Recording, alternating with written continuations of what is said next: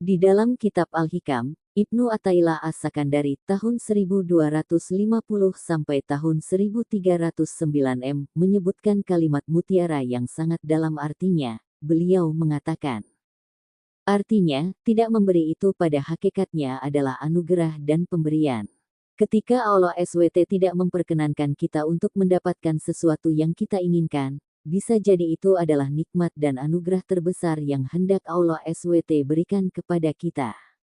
Namun terkadang manusia kurang dapat menangkap sinyal-sinyal itu, kecuali setelah tampak jelas di depan matanya kebaikan yang hendak Allah berikan dari pelarangan tersebut. Padahal jika manusia mau melihat dengan kerendahan hatinya, akan penuhlah di dalam jiwa dan batinnya rasa syukur yang tidak terhingga.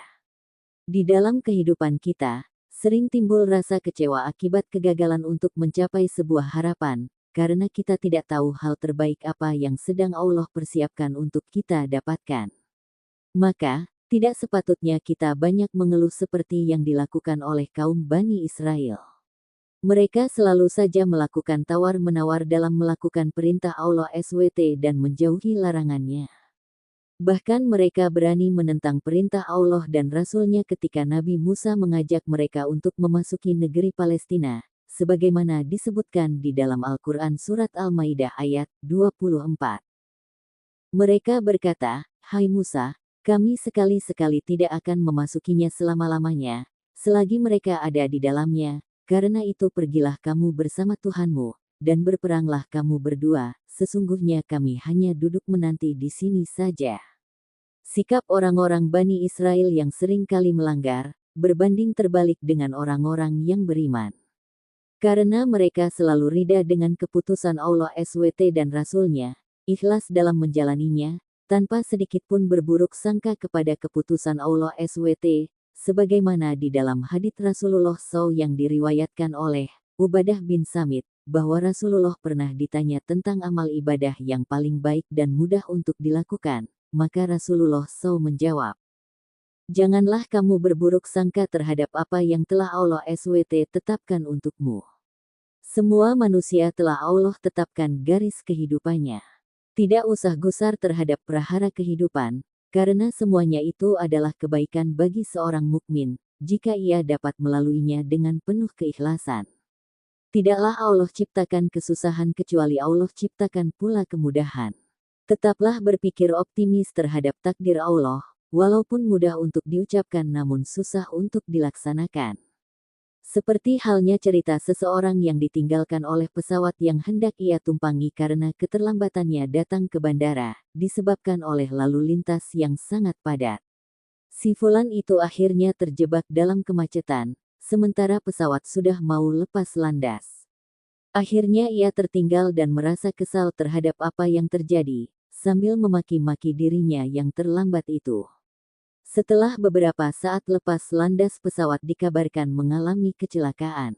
Penumpang yang tidak jadi berangkat tersebut baru mengetahui kenapa Allah tidak memperkenankannya menjadi salah satu penumpang di dalam pesawat tersebut. Seraya ia berucap syukur sedalam-dalamnya kepada Allah SWT yang masih memberinya kesempatan untuk bertaubat kepadanya. Sikap manusia terkadang menjadi aneh, ketika mendapatkan kenikmatan, ia berpaling dari Allah SWT, dan ketika mendapatkan sedikit musibah selalu lemah dan berputus asa. Mengingatkan penulis ketika sedang melaksanakan haji di tahun 2002 silam. Adalah seorang diplomat yang juga sedang melaksanakan ibadah haji, kebetulan satu tenda bersama penulis. Pada saat itu semua jamaah haji mulai berangkat ke Arafah 1 hari sebelum wukuf. Maka kami pun menginap di sana. Pada malam harinya sang diplomat mengeluhkan nyamuk yang cukup banyak di dalam tenda, bahkan beliau berkata kepada kami, para mahasiswa, bahwa ia tidak akan datang lagi ke tempat ini. Perkataan yang sangat tidak layak sekali keluar dari mulutnya, lantaran hanya karena diuji oleh Allah SWT dengan nyamuk. Tidaklah Allah SWT menguji kesabaran manusia kecuali ada pelajaran dan hikmah di balik peristiwa tersebut. Sangat disayangkan jika pelajaran yang terkandung di dalamnya luput dari pandangan kita.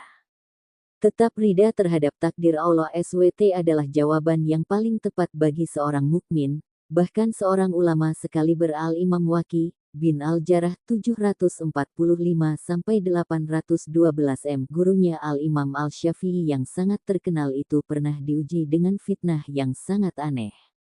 Yaitu ketika beliau sedang berhaji ke Mekah, banyak penduduk Mekah yang datang mendengarkan fatwa-fatwa dan riwayat hadits dari beliau. Namun ketika beliau meriwayatkan sebuah hadits munkati tentang keadaan perut Nabi yang agak membesar setelah beliau wafat, mungkin efek dari penyakit yang beliau derita. Orang-orang Quraisy Mekah langsung tersulut emosi, menangkap dan menghalalkan darah beliau.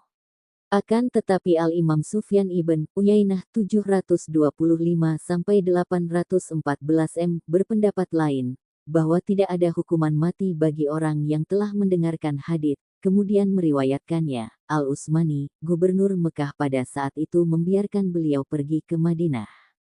Sebelum memasuki Madinah beliau mengubah perjalanan ke Irak, karena banyak orang yang akan mencelakakan beliau.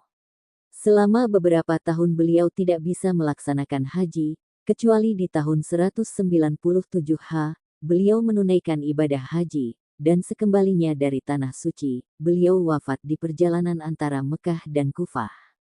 Allah SWT selalu menguji hambanya dan kekasihnya, namun perlu kita ingat bahwa bukan hasil yang selalu diminta, akan tetapi sejauh mana kita mampu dapat bertahan dalam ujian dan cobaan tersebut. Wallahu a'lam.